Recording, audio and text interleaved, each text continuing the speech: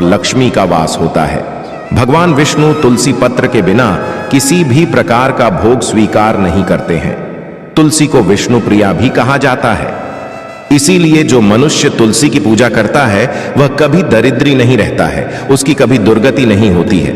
ऐसा मनुष्य घोर पाप करने पर भी नरक में नहीं जाता है। तुलसी को मात्र जल देने से क्या फल मिलता है, आइए जानते हैं। इस महान कथा के माध्यम से एक बार देवी सत्यभामा भगवान श्री कृष्ण से पूछती है, ही स्वामी, आप तो तीनों लोकों के स्वामी हैं, फिर भी आप इस तुलसी के पौधे की पूजा क्यों करते हैं? इसे नित्य जल चढ़ाते हैं। मैं इस पौधे को जल चढ़ाने का महत्व जानना चाहती हो। तब भगवान श्री कृष्ण कहते हैं, हे देवी सत्यभामा, तुलसी साक्षात लक्ष्मी का ही रूप है। इसकी नित्य पूजा करने के करोड़ों फायदे हैं। इसे जल चढ़ाने मात्र से ही मनुष्य के करोड़ों पाप नष्ट हो जाते हैं। तुलसी को जल देने का महत्व बताने से पहले मैं तुम्हें एक अत्यंत प्राचीन कथा सुनाता हूँ। इस कथा के माध्यम से तुम्हें तुम्हारे सारे प्रश्नों के उत्तर मिल जाएंगे, इसीलिए तुम इस कथा को ध्यान से सुनो। श्री कृष्ण कहते हैं, हे देवी, जो भी मनुष्य केवल इस कथा का श्रवण कर लेता है उसे 100 वर्षों तक तुलसी को जल देने का फल प्राप्त होता है। देवी सत्यभामा कहती है, हे प्रभु, मैं इस कथा को अवश्य सुनना चाहती हूँ। आप मुझे वह कथा सुनाई है, मैं इसे पूरे ध्यान से सुनेंगे। तब भगवान श्री कृष्ण देवी सत्यभामा को तुलसी को जल देने के महात्म्य की कथा सुनाते हैं। हे देवी सत्यभामा, इस विषय में एक प्राचीन इतिहास है जो बहुत ही उत्तम और पुण्य फल प्रदान करने वाला है। पूर्व काल की बात है, अवंतीपोरा में धनेश्वर नाम का ब्राह्मण रहता था। वह जन्म से तो ब्राह्मण था, किंतु वह कर्म से भ्रष्ट, कपटी, बुद्धि वाला, कंबल तथा चमड़ा आदि बेचकर धन कमाने वाला तथा अत्यधिक झूठ बोलने वाला था। उसका मन हमेशा बुरे काम करने में लगा रहता था। वह चोरी, वेश्यागमन तथा जुए में आसक्त रहता था। उसने अपने जीवन में कभी पुण्य के काम नहीं किए, शास्त्रों का अध्ययन नहीं किया, पूजा पाठ भी नहीं किया। सदैव अपना मन दूसरों के धन पर लगाकर रहता था। वह दिन में धन कमाता और रात्रि में वेश्याओं के साथ रात बिताता था। इस प्रकार से वह अत्यंत पापी धनेश्वर ब्राह्मण अपना जीवन केवल पाप करने में व्यतीत करता था। उसने अपने मुख से कभी भगवान विष्णु का नाम भी नहीं लिया और न कभी देवी देवताओं का पूजन किया। इस प्रकार से पाप करते हुए उसे अनेक वर्ष बीत गए। फिर वह धनेश्वर ब्राह्मण खरीदी बिक्री करने के लिए महिष्मतीपुरी में जा पहुंचता है। उस नगर के पास से नर्मदा नदी बहती है। उस स्थान पर उस नदी में स्नान करने के लिए दूर दूर से लोग आया करते हैं। फिर वह ब्राह्मण उसी नदी के किनारे के एक आश्रम में ठहरता है। उस आश्रम में अंश, एक विद्वान ब्राह्मण, पुराणों का पठन तथा भगवान विष्णु की स्तुति में मग्न रहते थे। वह पाखंडी धनेश भी धूम करता हुआ वहीं पर उनके साथ रुक गया। उन विद्वान ब्राह्मणों के साथ रहकर उसे भी श्री हरि विष्णु के नाम सुनने का अवसर मिलता था। उस स्थान पर 1 महीने तक रुका। फिर वहां पर आए लोगों ने गायों का पूजन करके ब्राह्मणों को भोजन कराया, तो उस पापी ब्राह्मण ने भी उनके साथ बैठकर भोजन किया और भगवान का प्रसाद ग्रहण किया। वहीं पर उस आश्रम में एक तुलसी का पौधा था। वह ब्राह्मण जाने अनजाने में ही उस तुलसी के पौधे में पानी डालता था। उसके मन में कोई विचार नहीं था कि वह क्या कर रहा है।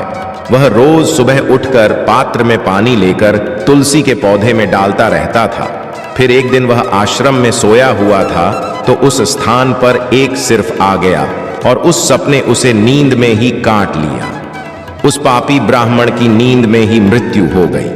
सुबह जब अन्य ब्राह्मणों ने उसे बेहोश अवस्था में देखा तो उन्होंने उसके मुख में तुलसी पत्र और तुलसी का जल डाल दिया। फिर सभी ब्राह्मणों को पता चला कि उसकी मृत्यु हो गई है। उस पापी ब्राह्मण की मृत्यु के बाद उस स्थान पर यम के दूत प्रकट हुए और उसे पकड़कर यमलोक ले जाने लगे। रास्ते में जाते हुए वह ब्राह्मण विलाप करने लगा और यमदूतों से कहने लगा, हे यमदूतों, मुझे कहां ले जा रहे हो? मेरी मृत्यु किस कारण से हुई है? तब यमदूत कहने लगे, अरे दुष्ट ब्राह्मण, तूने जन्म से लेकर मृत्यु तक बहुत पाप किए हैं। तेरे पापों के कारण ही तुझे एक काले सर्प ने काट लिया और तेरी मृत्यु हो गई है। अब हम तुझे यमलोक लेकर जा रहे हैं। वहां पर यमराज तेरे पाप कर्मों का लेखा जोखा देखेंगे और निश्चित ही तुझे वे नरक में डालेंगे।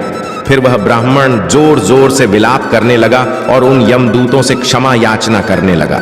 किंतु यम के दूतों को उस पर जरा सी भी दया नहीं आई और वे उसे पीटते हुए यमलोक लेकर गए।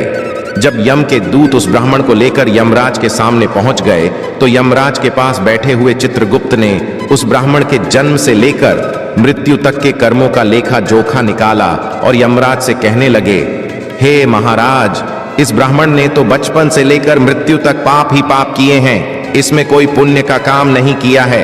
यह तो मूर्तिमान पाप ही है। इसे कल्प भर के लिए नरक में डाल दिया जाए। फिर यमराज कहते हैं, हे दूध, जीवन भर पाप करने वाले इस दुष्ट ब्राह्मण को उठाकर ले जाओ और इसे कुंभ ही पार्क नामक नरक में डाल दो। यमराज के आदेश का पालन करते हुए वे यम के दूत हंसते हुए उस पापी ब्राह्मण को लेकर चले गए और उसे मूढ़ घरों से पीटने लगे, जिससे उस ब्राह्मण का मस्तक टूट गया और वे उसे कुंभ भी पार्क नामक नरक में ले गए।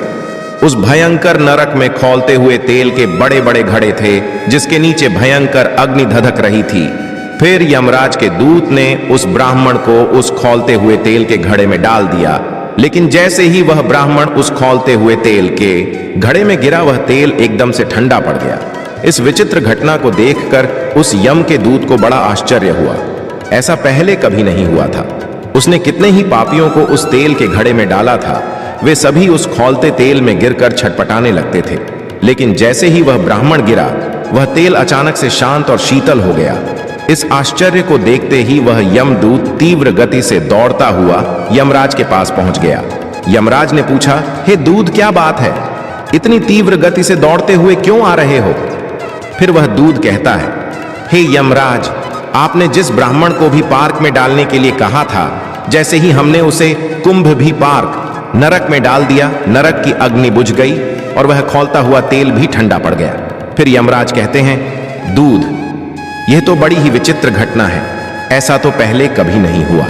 यमराज विचार कर रहे होते हैं, तभी उस स्थान पर देवर्षि नारद पधारते हैं। देवर्षि नारद को देखकर यमराज अत्यंत प्रसन्न होते हैं और उन्हें प्रणाम करके उनका स्वागत करते हैं। फिर यमराज नारद जी से कहते हैं, देवर्षि, आप उचित समय पर आए हैं। हमने आज एक अत्यंत पापी ब्राह्मण को तुम भी पार्क नरक में गिराया है, किंतु उसके गिरते ही नरक की अग्नि ठंडी पड़ चुकी है और खौलता हुआ तेल भी शीतल बन गया है। तब देवराशि नारद यमराज से कहने लगते हैं, थे धर्मराज, आपने जिस ब्राह्मण को भी पार्टनर में डाला है, वह नरक में डालने योग्य नहीं है, क्योंकि इस ब्राह्मण के द्वारा अनजाने में ही ऐसा कम हो गया है जो नरक का नाश करने वाला है। जो मनुष्य पुण्य करने वाले लोगों के साथ रहता है, उसे उनके पुण्य का भाग अवश्य मिलता है। और यह ब्राह्मणत्व 1 महीने तक भगवान विष्णु के भक्तों के साथ रहा है।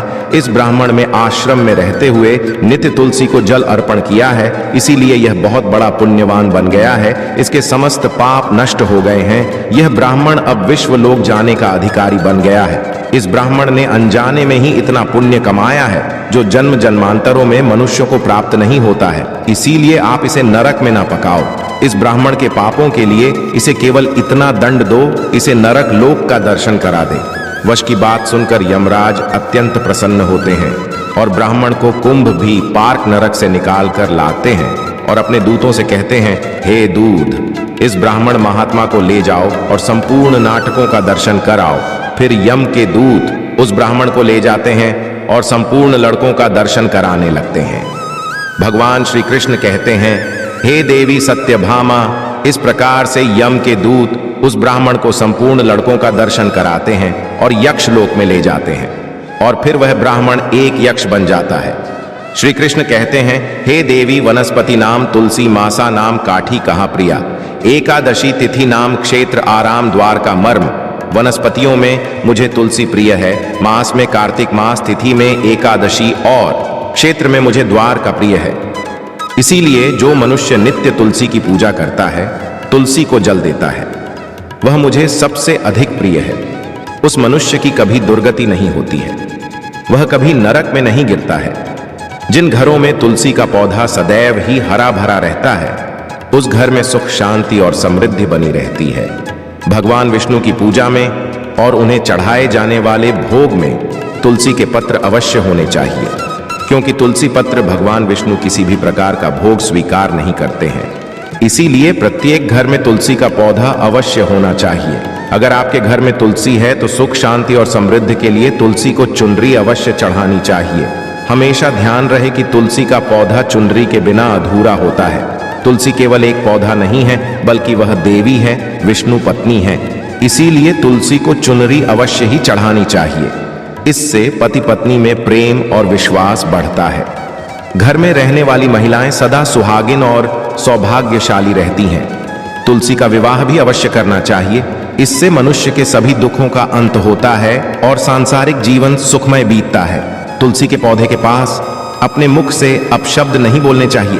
तुलसी के पास भूल से भी जूते, चप्पल अथवा झाड़ू पोंछा नहीं रखना चाहिए। इसे पाप माना गया है। जहां पर तुलसी का पौधा हो, उस स्थान के आसपास थूकने से घोर अनर्थ होता है। तुलसी के पास जल से भरा हुआ पात्र भी नहीं रखना चाहिए। तुलसी के पौधे के पास दीपक जलाने के बाद दीपक को वहां से हटा देना चाहिए, क्योंकि तुलसी के नीचे बुझा हुआ दीपक रखना शुभ माना जाता है। जिस स्थान पर भी तुलसी का पौधा होता है, उस स्थान को हमेशा ही स्वच्छ रखना चाहिए। इसीलिए नियमित रूप से तुलसी के पौधे का पास साफ सफाई का ध्यान रखें। तुलसी के पौधे में शिवलिंग और गणेश जी की प्रतिमा नहीं रखनी चाहिए। साथ ही तुलसी के गमले में अन्य किसी भी प्रकार का पौधा भी लगाना अशुभ होता है। तुलसी के पौधे के पास कपड़े भी नहीं सुखाने चाहिए, अन्यथा कपड़ों से गंदा पानी तुलसी के पौधे पर गिर सकता है। ध्यान रहे, तुलसी के पौधे को नाखून से नहीं तोड़ना चाहिए। इससे तुलसी का अपमान होता है। यदि तुलसी के पत्ते सूख कर गिर जाते हैं तो उन्हें कचरे में नहीं फेंकना चाहिए। उन पत्तों को आप तुलसी की मिट्टी में ही दबा दें। रविवार के दिन तुलसी के पत्ते नहीं तोड़ना चाहिए और रविवार को तुलसी को जल भी नहीं चढ़ाना चाहिए। बाकी अन्य दिन नित्य बिना चूके तुलसी को सुबह जल देना चाहिए और शाम के समय एक दीपक जलाना चाहिए। अक्सर महिलाएं स्नान के बाद अपने बाल खुले रखकर ही तुलसी को जल देती है। ऐसा करना गलत होता है। महिलाओं को हमेशा ही अपने बाल बांधकर माथे पर सिंदूर लगाकर ही तुलसी में जल देना चाहिए। इससे तुलसी का आशीर्वाद प्राप्त होता है। घर में तुलसी का पौधा लगाते समय ध्यान रहे कि इसके लिए गर्म मिट्टी का उपयोग